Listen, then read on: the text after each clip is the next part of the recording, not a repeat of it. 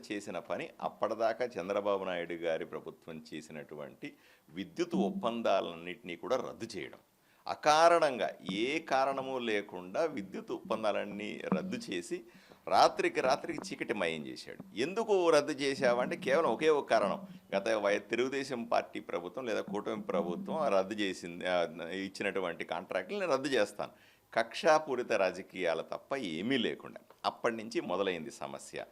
దాంతోపాటుగా విపరీతమైన అవినీతి, ట్రాన్స్ఫార్మర్లను కొనుగోలు చేయడంలో కానీ మెటీరియల్ని కొనుగోలు చేయడంలో విపరీతమైన అవినీతి చేస్తా బాగా మిగులు విద్యుత్తు ఉన్నటువంటి రాష్ట్రాన్ని లోటు విద్యుత్ లాగది, అంటే రాష్ట్రంలో విద్యుత్తే తయారీ లేకుండా పోయింది.